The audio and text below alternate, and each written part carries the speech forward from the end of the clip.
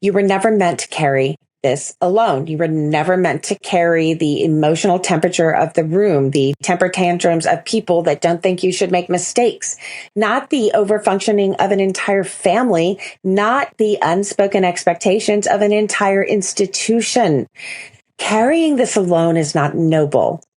It's how patriarchy and religious respectability preserve themselves.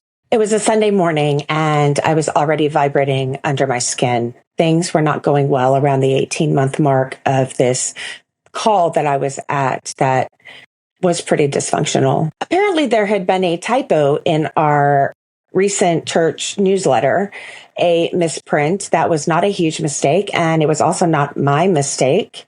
I was told initially when I was hired to definitely keep my hands off the newsletter project because some congregants loved that. It was their pet project. And all I did was submit my newsletter article to go on the front page and leave the rest alone, which is what I did. But as soon as I started wandering about the sanctuary, checking in on people, following up, one of the church couples called me over to the corner where they usually sat. And the way that I positioned my body in order to speak with them, my preaching robe basically blocked the view of them to the rest of the sanctuary.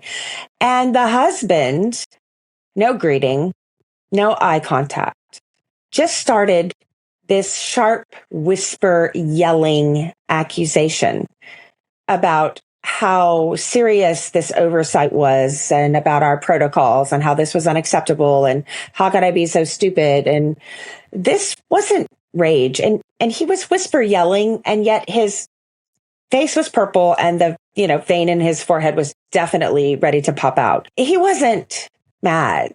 This was like surgical, whispered violence in a way that no one else could see or hear.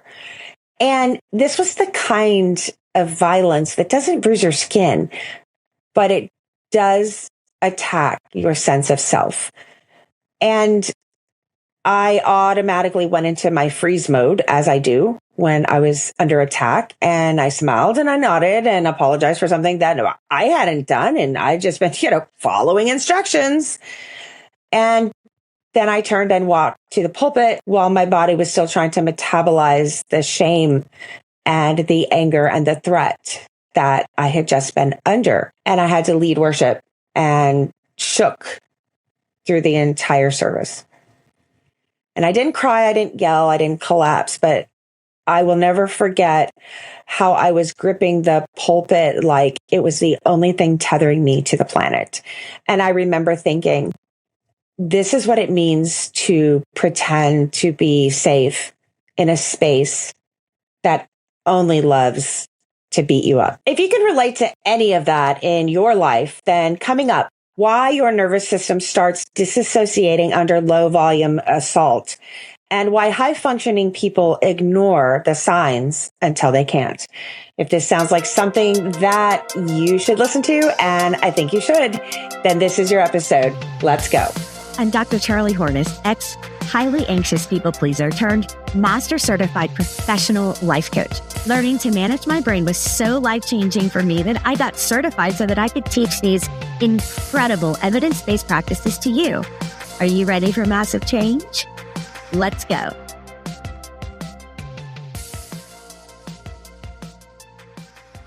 Hey friends, welcome to the Art of Managing Your Brain. I'm Dr. Charlie Hornis. Before we get started, just a quick reminder, this episode is sponsored by BetterHelp. Let's break down what actually happened that morning.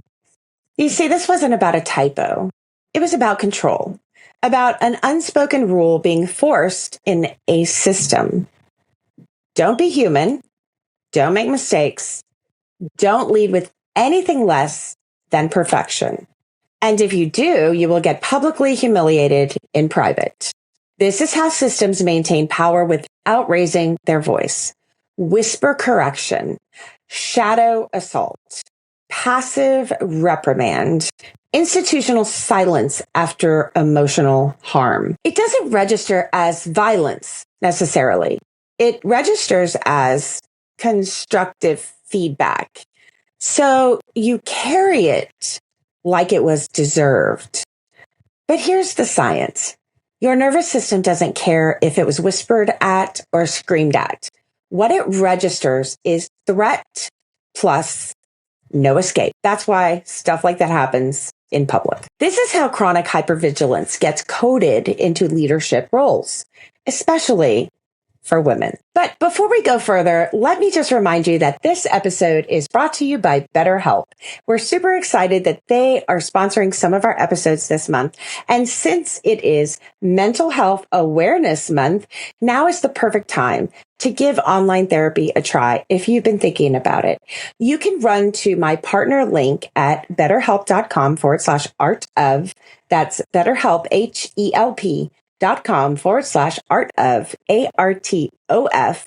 And you can grab that 10% off your first month to give online therapy a try. The part nobody tells you about. Your system will start to auto-regulate for environments that routinely discredit your personhood. And that looks like going blank in the middle of a sentence, losing time, numbing out while attempting competence, forgetting entire parts of conversations and still responding appropriately. You think you're holding it together, but what you're doing is dissociating in plain sight. And because it works, you're rewarded for it. That's how survival becomes the brand. That's how women end up praised for emotional labor, often unpaid, that's actually doing self-harm. Composure is a trauma role sometimes. Calm isn't always grounded.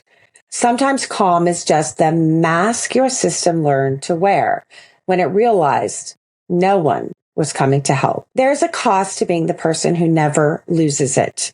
It teaches everyone around you that you don't need care. That was a problem I had with freezing. It was a blessing in one moment because I didn't, pop off and make things worse. I just had no words. So I would stare and nod and smile and, try not to lose it. But at the same time, when I didn't have the capacity to, open my mouth and share words, people did not understand what was happening in the moment, that I needed care, that I needed support, that I needed backup sometimes. It teaches you that you're only lovable when you're regulated. You're only accepted when you're regulated, when you have the perfect comeback, when you have the perfect thing to say, the perfect boundary. And here's where it gets really dangerous. Eventually, you start regulating for other people. You make your nervous system accommodate other people's comfort rather than your own safety and well-being. That is not resilience. That's internal exile. You're still in the room, but you're watching yourself from the ceiling. You're still functioning, but you're ghosting your very own body. This isn't just mental, it's chemical, it's pattern-based, it's system-taught. And unless you disrupt it, it becomes the only version of you people ever meet. Before we unpack how to address all of this, I just want to remind you that this episode is sponsored by BetterHelp. I want to say this plainly. Just because you're still standing doesn't mean you're okay.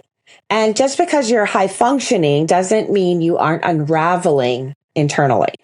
If you're navigating emotional whiplash from environments that praise your performance on one hand, but punish your humanity on the other, you need support. And fortunately, this is Mental Health Awareness Month, and I want to introduce you to online therapy with BetterHelp. BetterHelp has over 10 years of experience connecting people with licensed therapists who get it. It's flexible, it's private, and it's built for people like us. So just run over to my partner link if you're interested in giving it a try. Visit betterhelp.com/art of to get 10% off your first month to try it out. That's BetterHelp, HELP.com/art of, and give it a shot today. So this is what I want you to hear. You were never meant to carry this alone. You were never meant to carry the emotional temperature of the room, the temper tantrums of people that don't think you should make mistakes, not the overfunctioning of an entire family, not the unspoken expectations of an entire institution. Carrying this alone is not noble. It's how patriarchy and religious respectability preserve themselves through your silence. This is how you do the system's work for it. because you self-silence. You're not a container, you're a catalyst, and you are allowed to need help. You are allowed to name harm. You are allowed to be seen in your full emotional truth. You are allowed to take up your space and not be silenced. Systems will not ever give you that permission. People that take advantage of your kindness and your generosity and your compassion, they will never give you permission. Only you can give yourself permission to take up the space that belongs to you already. And that's what self-leadership is. It's not perfection. It's not composure. It's not faking calm, but it's the daily spiritual act of saying, I will not disappear to make you, to make this room, to make an institution more comfortable. And friend, if you are exhausted from silencing yourself, from the reprimand of people that think you shouldn't make mistakes, of the passive aggressiveness, of the sort of shadow reprimand, but in public where you can't do anything about it. If any of this is speaking to you, then I need you to check out my coming masterclass, Burnout Equation. And I will be breaking down my 5-part framework, STORM conditions that lead to complete burnout and how to start interrupting them in real time. So you can always find my masterclasses at charliehornesscoaching.com/store, or you can subscribe to my newsletter that is full of mistakes, but also free weekly tips and early access to all of the things that I have available for you to help you in real time get better at all of this stuff. So I hope you will join us, and you can subscribe at charliehornesscoaching.com/subscribe. And friend, just one more shout out for Mental Health Awareness Month. If you are on the edge of collapse, but you are still functioning, this is your cue to stop pretending you're fine. I'm fine. No, you're not. You know, chaplains know that the term I'm fine is the beginning of a conversation, not the end. We're never fine. And it's time, if you're feeling the weight, if you're feeling the edge, it's time to reach out and get some help. So don't forget about my partner link at betterhelp.com/art of. That's BetterHelp, HELP.com/art of, ARTOF, and give online therapy a shot if you really feel like you need support right now. And let me leave you with my final thought. If they didn't witness your harm, they don't get to define your healing. If you are having a hard time pinpointing, getting your finger on the elusiveness of some of the kind of harm that we deal with, the passive aggressiveness, this low volume, this sort of shadow, this sort of in public, yet no one saw it, so you can't react, really bizarre stuff that's happening out there, you need to understand you're not difficult. You're not making it up. You're not overbearing. You're not too much. You're not overreacting. You're not, too sensitive. You're not too emotional. You don't need to get a thicker skin. You don't need to become the opposite of sensitive. Because what is that? The opposite of sensitive is insensitive. Is that really what people are asking you to be? Is that really what you want to be? An insensitive human? No. Sensitivity is a superpower, and you get to own that. You're not difficult. You're not too much. You're not overreacting. You're not dramatic, and you're not too sensitive. I don't think there's a thing in the world that actually is too sensitive, but there's definitely too insensitive. You're just a person who's living through sustained low volume harm, if any of this sounds familiar. And you're allowed to stop carrying this around as if you asked for it, because you didn't. And if this topic speaks to you, then I would recommend watching episode 42, Why You Don't Trust Yourself and How to Rebuild It. This episode is the blueprint for relearning how to be safe inside your own leadership. You can do that. All right, friend, I'm wishing you a fantastic week, and I'll see you next time.